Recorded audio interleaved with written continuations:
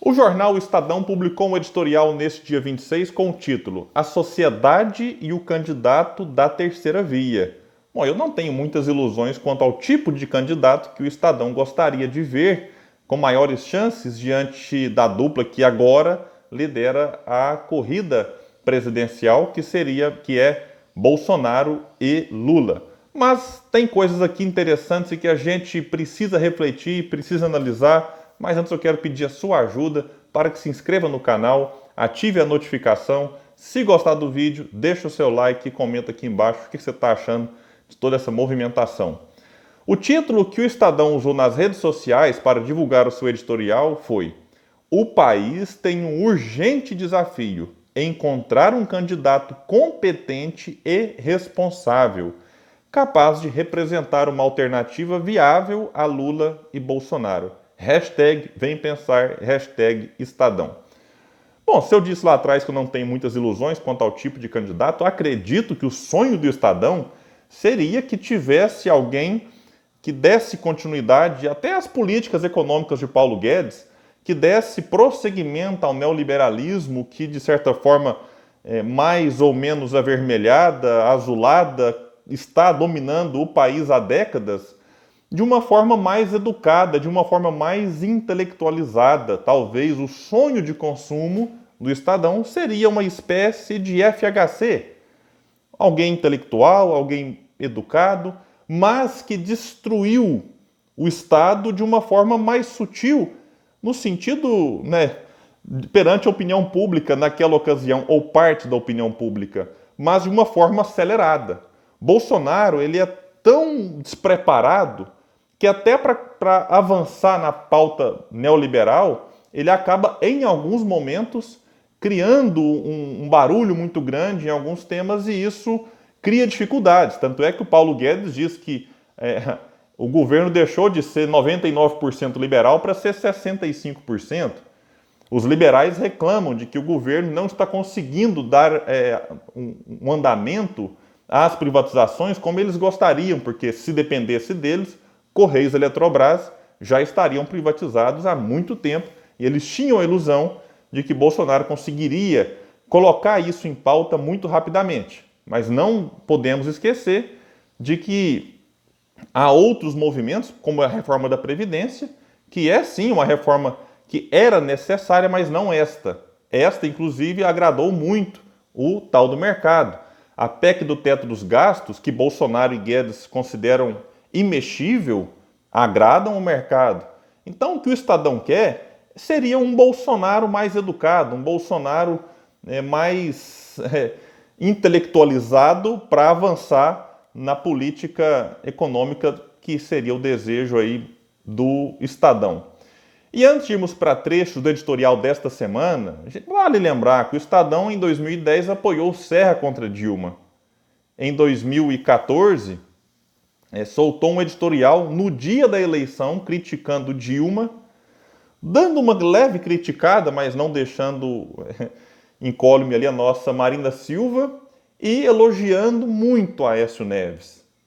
Em 2018, teve o famoso editorial, um dia depois de a gente ter tido a eleição no primeiro turno, intitulado Uma Escolha Muito Difícil, já fazendo uma alusão ao que o eleitorado teria que escolher dias depois, no segundo turno, entre Bolsonaro e Fernando Haddad.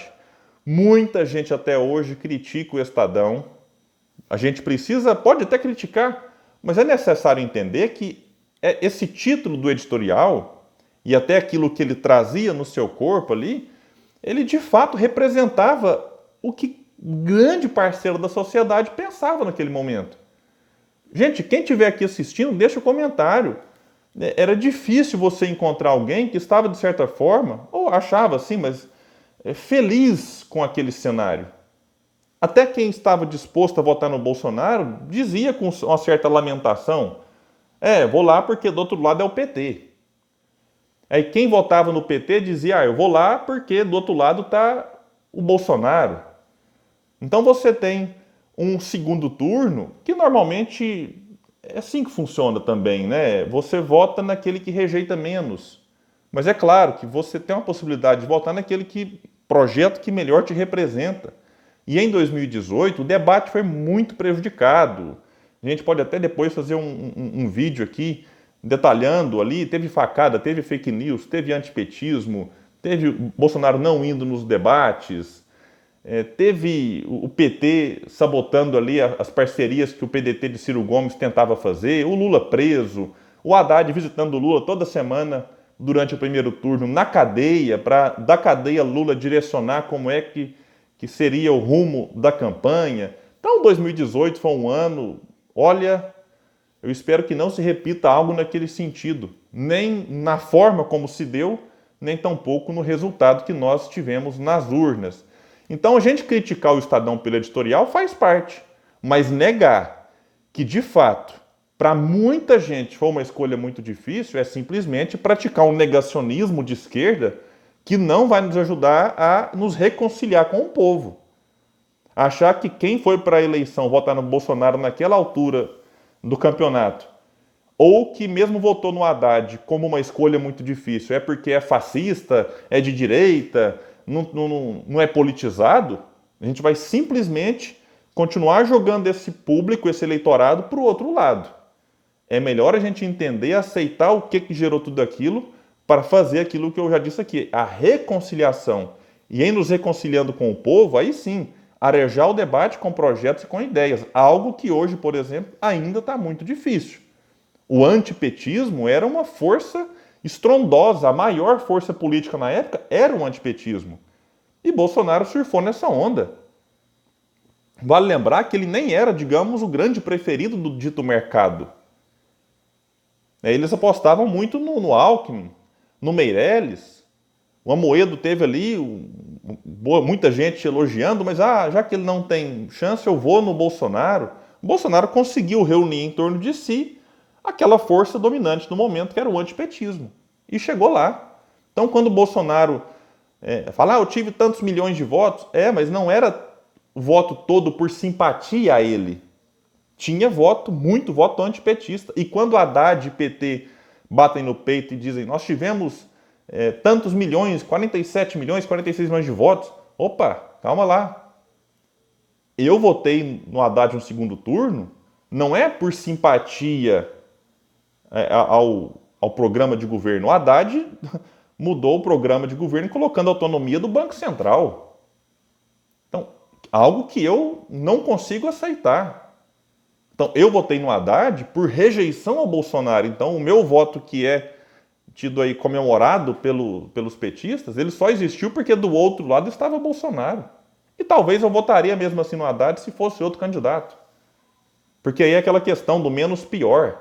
Embora eu reconheça as qualidades, algumas qualidades que o Haddad possui, faz parte. Então, o fim do editorial de 2018 foi profético. Ele criticou, ele chamou atenção para as escolhas que o eleitorado faria daqui a alguns dias, a partir daquele editorial, e diz que a escolha precisa recair naquele candidato que se dispuser a alcançar a forma de compromisso mínimo com todas as principais forças políticas para garantir a governabilidade e a estabilidade. Isso não significa lotear o governo pelo maior preço, mas privilegiar apoios consubstanciados em honestidade, decência e competência. Algo que o governo Bolsonaro já tem um tempo que comprou o apoio do Centrão de uma maneira muito descarada. Inclusive e principalmente agora com esse orçamento paralelo, chamado de orçamento secreto. E o final, e a lembrança permanente de que quem se eleger governará para todo o país e não apenas para a sua patota. Algo que Bolsonaro tem feito, governando só para os seus, radicalizando o discurso para manter a base fiel. E diz então o editorial dessa semana que o grande desafio de encontrar um candidato a presidente da República competente, responsável e com viabilidade eleitoral é tarefa que compete principalmente aos partidos e às lideranças políticas. Mas o editorial vai chamar atenção para o papel da sociedade civil, das entidades de classe e para os movimentos aí dentro da própria sociedade. O país, isso é importante, não pode ficar refém de uma disjuntiva absolutamente asfixiante entre Lula e Jair Bolsonaro. É preciso que haja, de fato, um pluralismo político para que o eleitor possa, ao dar seu voto, escolher um candidato honesto, competente e viável politicamente. Aqui o editorial cumpre o seu papel, está chamando a atenção para tentar desafogar um pouco os ânimos e a gente ter clareza quanto a outras possibilidades. Mas agora não dá para esperar que Bolsonaro e Lula facilitem esse caminho. Eles são políticos, eles são pré-candidatos. Então, para eles, a polarização é benéfica. Alguém acha que o Lula quer que, por exemplo, o Ciro Gomes cresça nas pesquisas e no segundo turno tenha que enfrentar um candidato menos rejeitado? Ou até outros candidatos? Eu estou falando Ciro Gomes porque é o que aparece em terceiro colocado nas pesquisas e tem baixa rejeição. A figura de Moro talvez seria desejada por todos eles, porque o Moro hoje tem uma rejeição altíssima. Mas aí me parece que Moro não será candidato. Não é pouca coisa, diz o editorial, o que está em jogo quando se fala em ter, nas eleições de 2022, um candidato a presidente da República competente, honesto e viável politicamente. E aí eles dizem um pouco mais na frente, um candidato da terceira via responsável e viável. Eu fico curioso com o termo responsável, porque certamente um candidato que fala em revogar o teto de gastos, como por exemplo o Ciro já falou, vai ser chamado pelo Estadão de irresponsável. Porque para eles o teto de gastos faz bem, já que impede o Estado de investir por 20 anos, já se passaram acho que 3, desde que isso foi aprovado, 3 ou 4 anos, então ainda faltam 16 anos em que o Estado fica praticamente impedido de fazer grandes investimentos.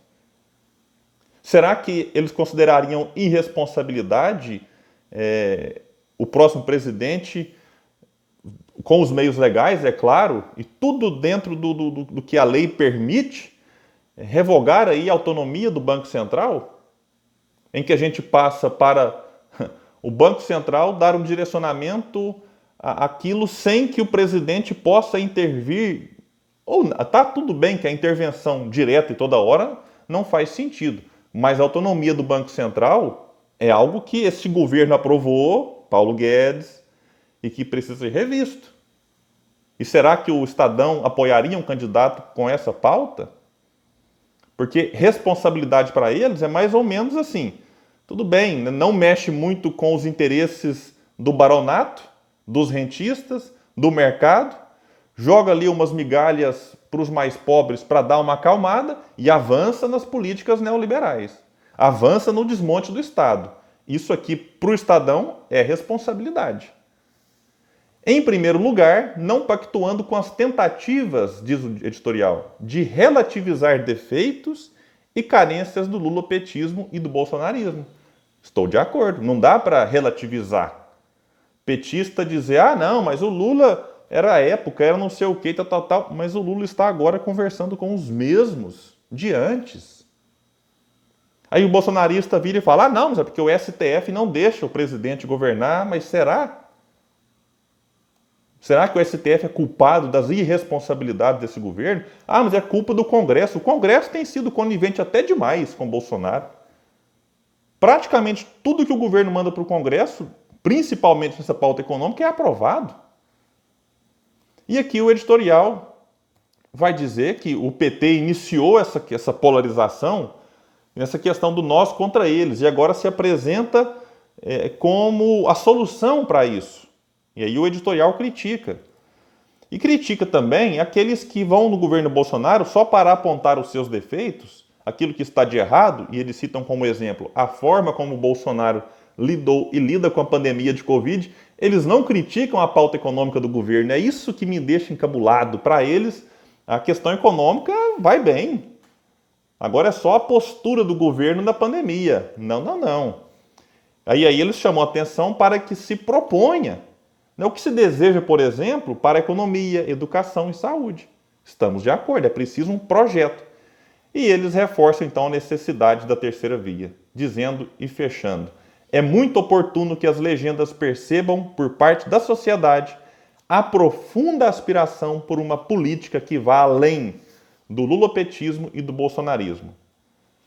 Olha, eu acredito que, de fato, a terceira via que eles defendem não passa nem perto daquele candidato que defende um projeto nacional de desenvolvimento. Mas fica claro também que esse tipo de editorial, gera na sociedade esse sentimento de que é preciso buscar uma outra alternativa.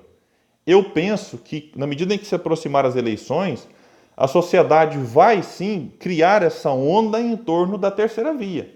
Quem vai aproveitá-la, quem vai surfar nessa onda, eu não consigo dizer quem. O que eu tenho dito, e que pesa a favor de Ciro Gomes, é porque ele tem se movimentado nos bastidores, dialogando com alguns partidos, e ele tem militância, algo que só Bolsonaro e Lula têm. Eu não vejo militância em torno do Dória, por exemplo, em torno do Mandetta, em torno do Amoedo, em torno de outros candidatos.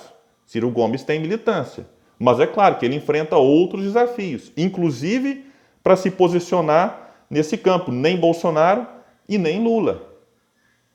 Embora ele tenha sido um crítico ferrenho, né, destes dois políticos, já aí, não de agora, mas já de um bom tempo. Então, meus amigos, a gente tem que perceber é que não basta derrotar Bolsonaro, que é o primeiro grande desafio, eu concordo. Mas é preciso saber o que a gente vai colocar no lugar, que tipo de projeto queremos. Porque ódio sem ideia pode ser perigoso. Foi isso que nos trouxe até Bolsonaro, foi um ódio ao PT, mas sem estar apoiado num projeto consistente, viável para o país. Então é preciso pegar essa raiva política que muitas vezes a gente sente, né, para um projeto, para uma ideia, para um candidato que seja capaz de ajudar o Brasil a construir um futuro. E não simplesmente a gente ficar agora apegado a eventuais candidatos que representem um retorno ao passado que deu origem ao presente. Vamos averiguar, vamos pesquisar, não vamos decidir em quem votar agora, não. Feita essa avaliação, é que a gente decida, deixando de lado ódios, paixões, mas que se faça essa decisão voltado para aquilo que, de fato, vai ajudar o povo, porque, olha, a situação no Brasil não está fácil e até 2022 a tendência é que piore muito. Quem ganhar as eleições vai ter uma tarefa difícil, vai pegar aí uma terra arrasada deixada pelo Bolsonaro. Muito obrigado por estarem aqui com a gente. Quem puder, se inscreva no canal, ative as notificações e comente o que você está achando de tudo isso aqui embaixo. Vou deixar os links na descrição do vídeo para quem quiser pesquisar e ler aí na íntegra esses editoriais que eu citei aqui hoje. Valeu, pessoal!